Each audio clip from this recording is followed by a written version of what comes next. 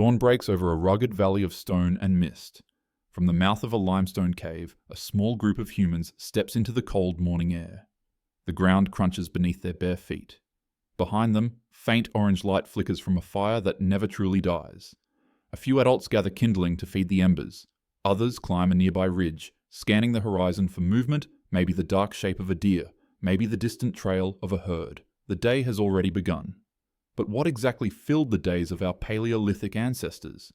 How did cavemen typically spend their days? Popular imagination gives us the cartoon version, men with clubs, women with wild hair, and mammoths falling in dramatic hunts. The truth, however, is far more complex and much more human. When we talk about cavemen, we're really talking about the Paleolithic period, the Old Stone Age. It began around 2.6 million years ago and lasted until roughly 12,000 years ago, when the last ice age slowly released its grip on the planet. That's over 99% of all human history, an almost unimaginable stretch of time where everything we now call civilization simply didn't exist. There were no farms, cities, kings, governments, or written words. Yet these early humans were intelligent. Within the rhythm of their daily survival, they were inventing the foundations of everything to come. The first tools, the first art, the first shared myths, and the first sparks of imagination that would one day build the modern world. Our understanding of their lives comes from clues scattered across the earth, stone tools buried in ancient soil, animal bones split open for marrow, and the charred remains of hearths where families once gathered around flickering flames. On rare occasions, wooden spears and woven fibers survive by accident, preserved in the frozen ground or waterlogged caves. And then, there are the paintings, spectacular, haunting images of animals and symbols painted deep within caves, like Lascaux and Chauvet. These are not the random doodles of a savage mind, but deliberate works of meaning, proof that early humans were thinking in symbols, telling stories, and seeing beyond the limits of survival. To truly imagine their world, scientists also look to modern hunter-gatherer societies, groups like the San people of southern Africa or the Hadza of Tanzania, communities that still live, in some ways, as our ancestors once did. Through them, we glimpse how ancient people might have hunted, shared food, raised children, and navigated the delicate balance between survival and cooperation. But it's important to remember there was never a single caveman lifestyle. The term caveman itself is misleading. Most Paleolithic humans didn't actually live in caves full time. They used them as temporary shelters or sanctuaries from storms or predators, or perhaps sacred spaces for rituals and art. Life in Ice Age Europe, surrounded by mammoths and endless snowfields, was nothing like life in tropical Africa, where fruits and game were plentiful, or coastal Asia, where early humans harvested fish and shellfish from rich shores. Everything from diet, shelter, and clothing to social structure and daily rhythm depended on climate, geography, and season. For millions of years, humanity adapted, migrated, and learned, shaped by the land itself, long before the first seeds were sown or the first cities rose from the earth. For Paleolithic humans, every day began with the sun. There were no alarms, no glowing screens,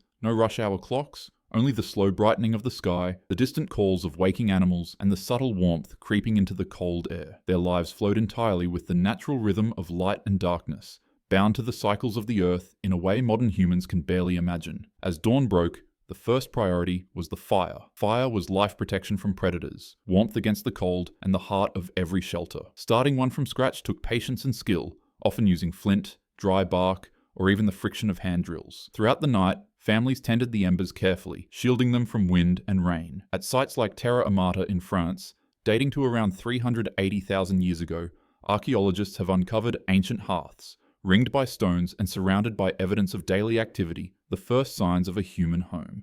Around those flames, stories may have been told, tools repaired, and food roasted, a nightly ritual that connected each generation to the next. As the morning light strengthened, the assessment began. Was there enough food left from yesterday's hunt? Had the tools dulled from use? Were there signs of predators, nearby tracks in the mud, broken branches, or the lingering scent of a big cat? Water had to be fetched from nearby rivers or streams and carried in animal bladders, seashells, or woven plant containers, primitive yet ingenious vessels that show how resourceful early humans were with the materials around them. Children, still learning the skills of survival, gathered twigs and dry grass for the fire, while the adults discussed plans for the day. There was no rigid schedule, no clear division between work and rest. Life was instead a constant flow between immediate tasks, like finding food or repairing a shelter, and long-term goals, such as crafting stronger tools or scouting new territories for migration. Each decision balanced the needs of the present with the uncertainty of the future. In the grasslands of East Africa, hunters might set out early, tracking herds of antelope across vast distances using footprints, broken stalks, and even bird calls as clues. In colder regions, gatherers searched for edible roots, nuts, and berries hidden beneath frost or snow. Others stayed near camp,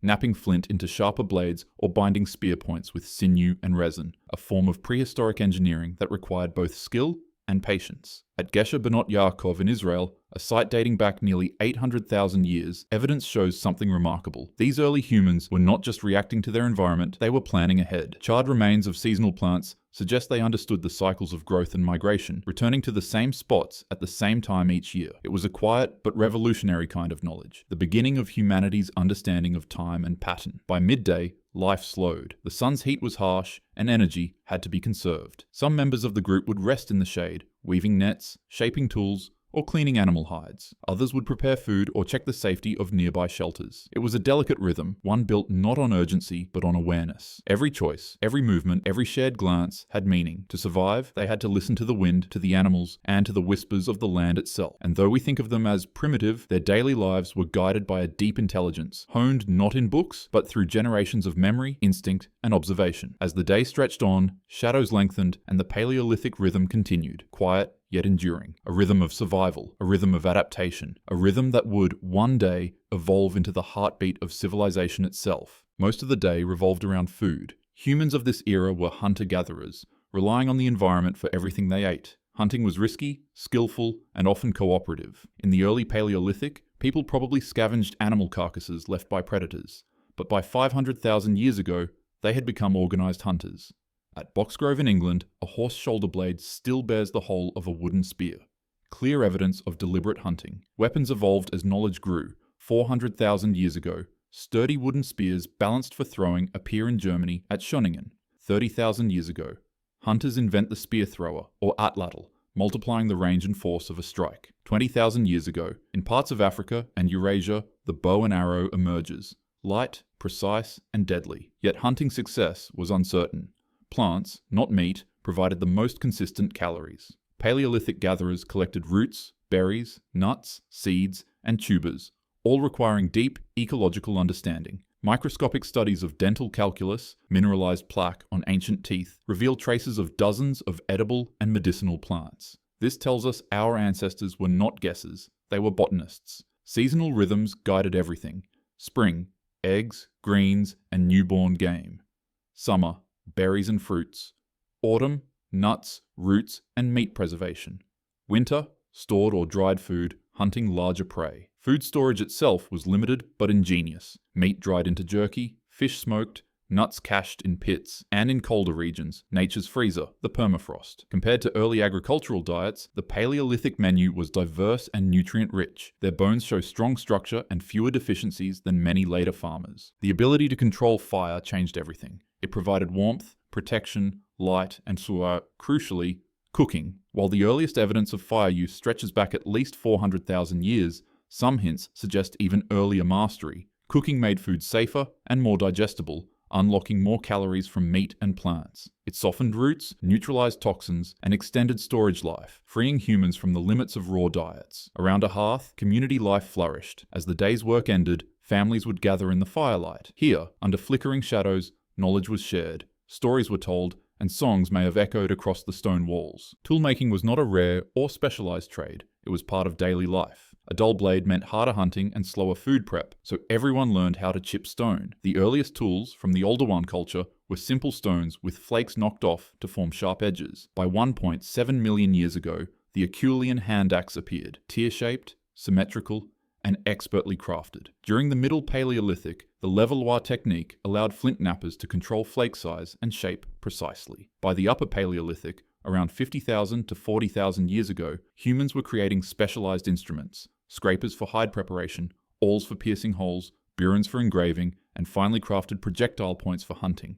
And stone wasn't the only material. Wood, though rarely preserved, was vital, shaped into spears and digging sticks. Bone, antler, and ivory were carved into needles, fishhooks, harpoons, and even decorative ornaments. Antlers' flexibility made it ideal for complex tools like spear tips and handles. For processing food, they used grinding stones, hammerstones, and anvils, proving they knew how to prepare grains and nuts long before agriculture. They made containers too: gourds, shells, woven baskets, and sewn hide bags. And by about 20,000 years ago, the earliest pottery appeared in China, centuries before farming. Beyond survival, Paleolithic humans expressed themselves through art, music, and symbolism. The earliest known pigments appear in Blombos Cave in South Africa, ochre stones ground and stored in shells nearly 100,000 years ago. Later, in the Upper Paleolithic, the walls of caves like Lascaux in France and Altamira in Spain explode with color and movement. Bison, horses, and human-animal hybrids painted with astonishing skill. These were not decorations. They were messages expressing belief,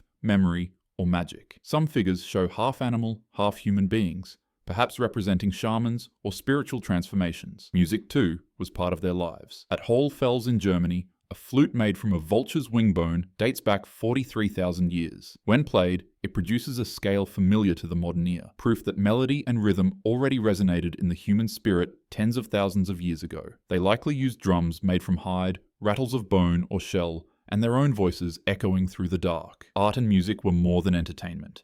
They were how humans made sense of existence, how they turned survival into culture. The Paleolithic era lasted longer than every later civilization combined. It saw ice ages come and go, continents crossed, and the emergence of every human skill that still defines us: cooperation, imagination, and invention. Their tools, though simple to us, contain the design principles that underpin modern technology: the cutting edge, the lever, and the projectile. Their art marked the birth of abstract thinking. Their social cooperation laid the groundwork for empathy and morality. Most importantly, they lived sustainably in balance with their environment for 2 million years. They rose with the sun and tended the fire that kept them alive. They tracked animals across frozen plains and gathered wild fruits under scorching skies. They carved tools from stone, sewed hides into clothing, and built homes of bone and wood. They sang beside the flames, shared food, healed wounds, raised children, and told stories that became myths. They were scientists, engineers, artists, and survivors all at once.